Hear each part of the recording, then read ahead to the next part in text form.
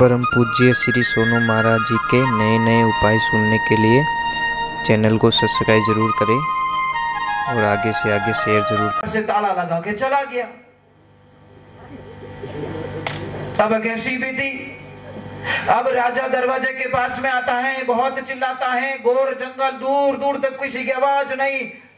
अब महाराज परेशान हो गया, कंठ सूख रहे हैं, पीने के लिए पानी अंदर नहीं है, खाने के लिए कोई चीज अंदर नहीं है। अरबों खरबों की संपत्ति पड़ी, हीरे पने जवाहरात चमाचम कर रहे हैं, पर खाने और पीने के लिए कुछ भी नहीं, दरवाजा बाहर से बंद है। अब राजन ने सोचा कि शायद बहुत दिन हो गए, अब मेरी मौत निश्चित है। अब जाके उस हीरे पन्ने को उठा के कहते, ए भाई, एक तुम इतने हो, मुझे एक घूंट पानी तो पिला दो भाई, मुझे एक घूंट पानी की जरूरत है, मेरा कंठ सूख रहा है, मैं मर जाऊंगा, मुझे एक बूंद की जरूरत है, मुझे पिला दो। पर वो हीरे पन्ने कहां से पिलाए। अब राजन को पक्का पता चल गया कि मेरी मौत आ गई निश्चित, तो उन्होंने हीरे पन्ने को नीचे डाला और ऊपर एक कोई पत्थर से खून निकाला और अंगुली से कुछ लिखा और राजन मर गया। 5-10 दिन होते इधर मंत्री बोलता, राजन कहाँ है, राजन कहाँ है, राजन कहाँ है। सारी सेनाओं को पूछ लिया, सब जगह पूछ लिया, राजा का पता नहीं चला। अंत में सोचा कि राजा तो शायद किसने मार दिया। अब जाता है, चलो भाई उस खजाने को तो थोड़ा ठिकाने लगा दो। और जैसे ही जाता है, अंदर जाता है, हीरे पन्नों पे अपना राजा सो रहा है और एक पत्र मिलता उसको, दीवार पे लिखा हुआ कि मेरे पास अरबों की संपत्ति थी, पर मुझे पानी का एक घूंट नहीं दिला सके। ए भाई, किसी से भी बेईमानी से किसी से धन इकट्ठा मत करना। मैंने बेईमानी से धन इकट्ठा किया और यही धन मेरी मौत का कारण बना। तो एक ध्यान रखना, ईमानदारी से कमाया हुआ 1 रुपया और बेईमानी से कमाया हुआ 1 करोड़ पूरा असफल हो जाएगा, कभी नहीं होगा। 2 भाई के बीच में यही झगड़ा हो गया था। एक भाई बहुत अमीर, एक भाई गरीब।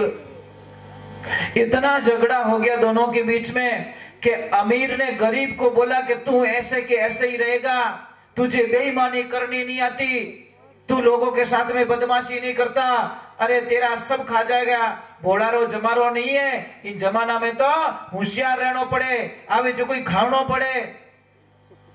वो एक भाई गरीब भाई बोला कि भाई मैं मर जाऊंगा, अपने बेईमानी नहीं करूंगा। वो बोला कि तू ऐसे कैसे रहेगा, कि चल एक काम करते हैं, हम हार जीत लगा देते हैं, शर्त लगा देते हैं कि बेईमानों का जमाना है, अगर मैं जीत गया तो तेरे पास जितनी भी जमीन जायदाद है वो मेरे नाम करनी पड़ेगी। किसने? अमीर ने बोला।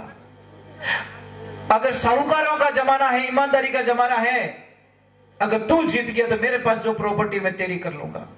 उस भाई ने बोला ठीक है, कर लेना।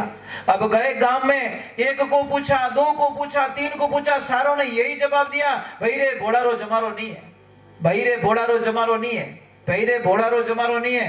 अब वो भोड़ा तो हार गया। अब आधा 1 बीघा जमीन थी वो भी भाई के नाम कर दी, हार गया बेचारा। अब महाराज 5 दिन जो था वो तो भाई ने ले लिया, कुछ नहीं बचा। अब उस घर में खाने के दाने नहीं है। अब वो एक भाई जो गरीब था, वो भाई सोचा, बचा के हृदय में साच है, तक के हृदय में आप अब सच बोल के दे दो। 100 बार झूठ बोलने से बढ़िया एक बार सच बोल के मरो, मरते मरते भी सच बोल जाओ। मुझे जीना है तो सच बोल के जीना है, ये प्रण ले लो। और एक बच्चों से मैं प्रार्थना करना चाहता हूं, आप अगर कामयाब होना चाहते हो तो जिंदगी में एक बात गांठ बांध लेना कि जो बच्चा माता पिता को सताता है वो बच्चा जिंदगी में कभी कामयाब नहीं होगा, नहीं होगा, नहीं होगा, नहीं होगा, नहीं होगा। चाहे लाख कोशिश कर दो, आप कुछ भी कोशिश कर दो। और जो बच्ची माता पिता को सताती, माता पिता का कहना नहीं मानती, वो ससुराल में जिंदगी में कभी सुख के दिन नहीं निकाल सकती। जो अपने माता पिता को सताती है। मुझे एक बात समझ में ही नहीं आती, माता पिता थाने खारा क्यों लागे? जिस बच्ची को अपनी मम्मी पे गुस्सा आता है, वो बच्ची जिंदगी में कभी भी जिंदगी में सुखी नहीं हो सकती। आप बता सकते मुझे? थान मम्मी काम पड़ा मुंडो क्यों फुटबॉल जो करो? मुझे समझ में नहीं आता। पापा काम पड़ा है, ये बच्चों की भी गलती है। पापा हेलो पढ़े जन अभी को नहीं, दोस्त फोन की तो आने रहे हो पाऊं कौन यार, इसका मतलब उसके दोस्त के सामने तेरे पापा की वैल्यू दूर है। तेरे पापा पीछे चिल्ला रहे बेटा बेटा बेटा आ रही हो, क्या यार कर रहा तू? तेरे पिताजी बोल रहे भगवान जैसे।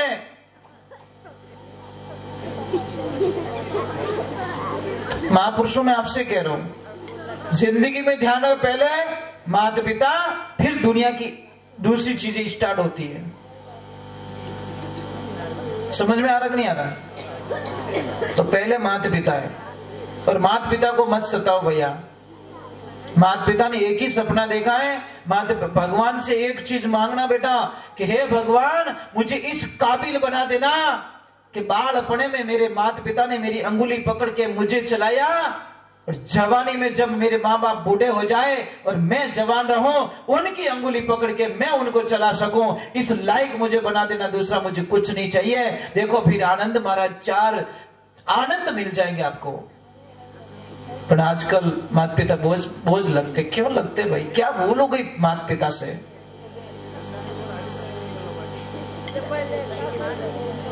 क्या नहीं आ रहा है समझ में? बहुत मुश्किल से आएगा, क्योंकि सच समझ में बहुत झूठ बेको गुणावे। सच बहुत अपन कोई झूठो कोई काम रियो रहे तो बटे लोग ही लोग जाए परा। अब कहवे भाई कि कोई गौशाला बन रही है बेटे धर्म करना है तो बेटा बुखार आना हो जाए के मारे तो तबीयत ही ठीक हो नहीं। वाह रे भला आदमी वाह, गायों के लिए लोगों ने अपनी प्राणों की बलि दे दी महाराज, पर हम धन नहीं दे सकते। यहाँ कितनी दूर है गौशाला?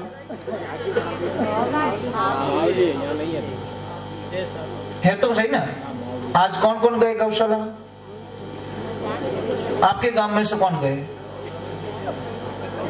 बस ये प्रॉब्लम है महाराज। आपको 12 महीने में एक दिन भी टाइम नहीं मिला। आज तो जाना चाहिए, बड़ा पुण्य का दिन था। करोड़ों लोग तीर्थों में जाके पुण्य कर रहे हैं, गंगा स्नान करके पुण्य कर रहे हैं, कोई कहां जाके पुण्य कर रहा है, पितरों को तर्पण करने के लिए पुण्य कर रहा है, और आप यहाँ पे नजदीक में गौशाला बनी वहां पे नहीं गए आप?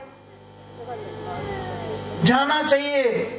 भगवान को किसी भक्त ने जाके पूछा कि प्रभु मुझे आपसे मिलना है, आप कहां मिलोगे?